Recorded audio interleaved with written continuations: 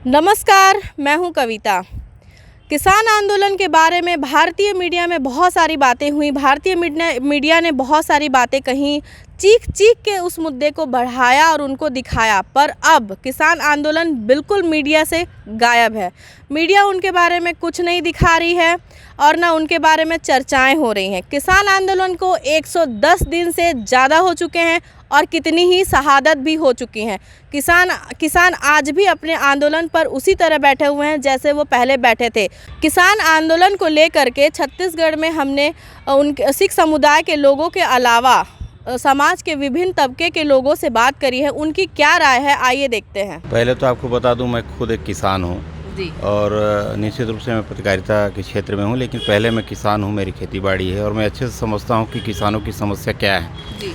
अगर 110 दिनों से आंदोलन चल रहा है तो ये सबको समझने की बात है कि कोई किसान अपने खेत को छोड़ के वहाँ पे आंदोलन क्यों कर रहा है। और हम तुलना करते हैं कि बाकी राज्यों के किसान आंदोलन क्यों नहीं कर रहे हैं, तो इसके पीछे कारण यह है कि हमारे यहाँ के किसान हो सकता है जागरूक ना हो और हरियाणा, पंजाब और जो यूपी के एनसीआर क्षेत्र के जो बड़े किसान हैं वो कानून को भी समझते हैं, जानते हैं और पढ़े लिखे किसान हैं, इसलिए उस चीज़ को समझ रहे हैं। हो सकता है कि कानून में जो प्रावधान है भविष्य में परेशानी देने वाले होंगे, तभी तो आंदोलन चल रहा है और इसके लिए सरकार को जल्द से जल्द पहल करनी चाहिए और किसानों की बात सुननी चाहिए।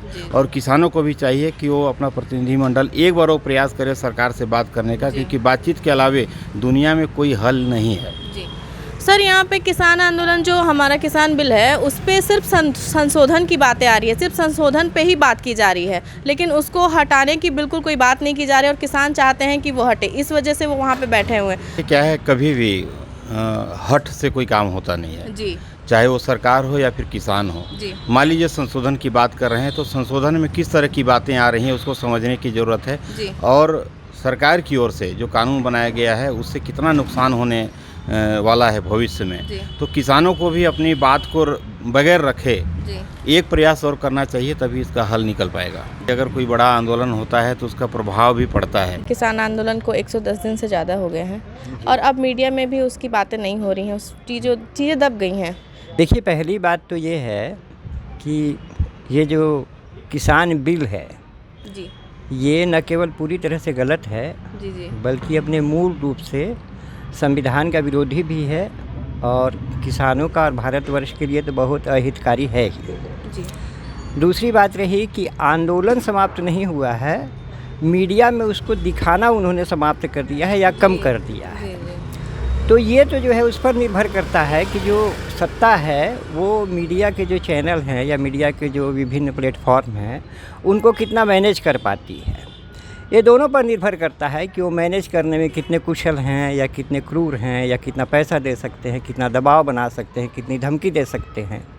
और मीडिया पर भी निर्भर करता है कि वो कितने कम पैसों में राज़ी हो जाते हैं, कितनी कम धमकी में ही सहमत हो जाते हैं, कितने कम दबाव के आगे ही झुक जाते हैं।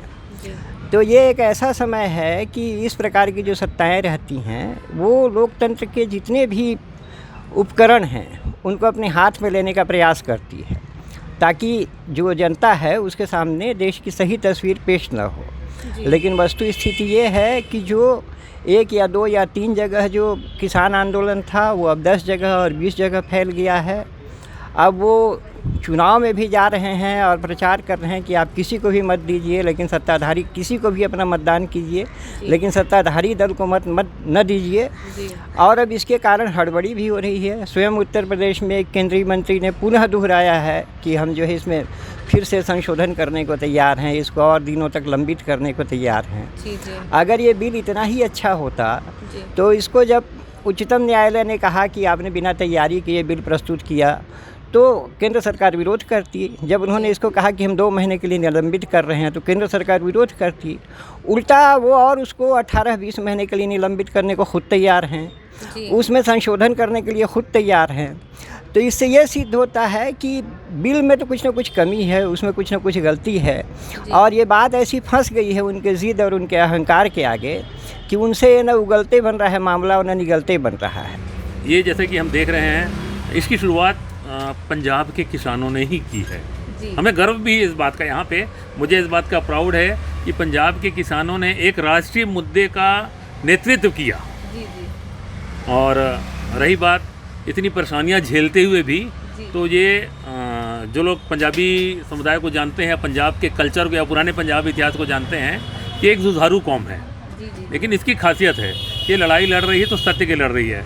इसमें सिर्फ दुख इस बात का है कि पिछले कुछ समय में सोशल मीडिया या कुछ टीवी चैनल जो इस बात को प्रचारित कर रहे हैं ये सिखों का आंदोलन है, ये नहीं है। मैंने, मेरे कुछ मित्र यहाँ छत्तीसगढ़ में भी हैं, उनसे मैंने पूछा, एक बहुत अच्छे कृषक हैं यहाँ के, बड़े कृषक हैं, उनसे जब मैंने पूछा कि सिंह साहब आप लोग विरोध नहीं कर रहे इसका, तो बोले कि भैया हम तो कोटिश प्रणाम करते हैं पंजाब के सिखों का कि उन्होंने नेतृत्व किया जिसका फ़ायदा पूरे देश के किसानों को मिलेगा। उससे इस संदर्भ में हमारी लंबी चर्चाएं होती है दोस्तों से।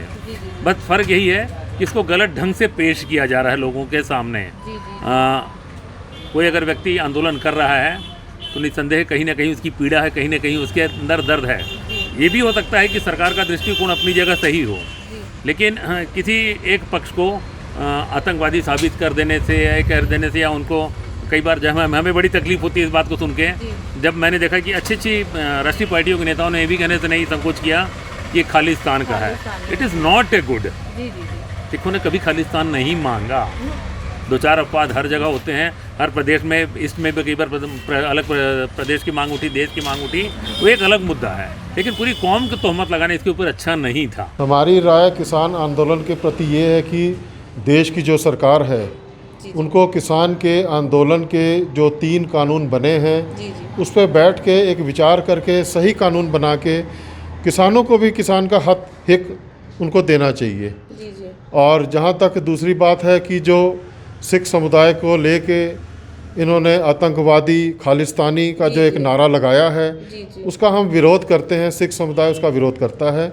हम तो देश की भलाई के लिए ही पैदा हुए हैं, हम नानक के सिख हैं, गुरु गोबिंद सिंह महाराज जी ने हमें संत सिपाही बनाया है। हम कभी भी किसी के भी बुराई या किसी के गलत फैसले को लेके हम अगर हमारे ऊपर इल्ज़ाम लगे तो ये अच्छी बात नहीं है। छत्तीसगढ़ से भी सिख समुदाय के लोग जो आंदोलन में दिल्ली पहुँचे हैं, हरियाणा बॉर्डर, राजस्थान बॉर्डर और जहाँ जहाँ भी आंदोलन चल रहा है, लेकिन जो ये आपका आतंकवादी और ये नक्सलवादी का जो इल्ज़ाम लगाते हैं उसका हम विरोध करते हैं सिख समुदाय छत्तीसगढ़। किसान जिस मामले को लेकर वहाँ पर पिछले 110 दिनों से धरने पर बैठे हैं, वो उनके लिए भविष्य तय करेगा वो आंदोलन। अगर वो पीछे हटते हैं तो उनके लिए आगे चलकर बड़ा नुकसान होगा, और शायद इस बात को सोचकर वो आंदोलन से पीछे नहीं हटने को तैयार है। और अगर वो पीछे हटते हैं तो उन्हें बहुत नुकसान होगा। और जो किसान कानून में जो भी 3 काले कानून जिसका विरोध पूरे देश में हो रहा है, किसानों के अलावा बाकी दूसरे राजनीतिक दल भी कर रहे हैं, उन कानूनों की बदौलत किसान कहीं के नहीं रहेंगे। बर्बरता का परिचय दिल्ली केंद्र सरकार ने दिया है, अंग्रेजों ने भी ऐसा नहीं किया था। किसानों के राह में खीले गाड़ दिए गए, चारों तरफ खीले लगा दिए गए, किसानों को आना ना मिले कहीं से भी। और पूरे प्रदेश की जहाँ तक बात है तो पंजाब, हरियाणा, राजस्थान सारे लोग आज 3 महीने से धरना प्रदर्शन कर रहे हैं, आंदोलन कर रहे हैं, लेकिन प्रधानमंत्री और अमित शाह दोनों के कानों में जूं नहीं लग रही। और जहाँ तक छत्तीसगढ़ की बात है तो छत्तीसगढ़ सर के लोग उनके समर्थन में बहुत जगह गए हैं। हमारे समुदाय के लोग दिल्ली में समर्थन में जाके धरने में बैठ के आए हैं, और जो सहयोग भी रहता है सब कर रहे हैं। हमारे उसमें समुदाय में किसी चीज़ को बाहर से ज़रूरत नहीं पड़ती, खुद ही लोग इतने वो हैं कि सारे तरफ सहयोग कर रहे हैं आपस में। और इस आंदोलन का समर्थन पूरे देश में धीरे धीरे बढ़ता जा रहा है, पूरे देश में समर्थन इसको मिलता जा रहा है। मैं तो इसे आम जनता की स्वतंत्रता की लड़ाई समझता हूँ। और वो स्वतंत्रता क्या है?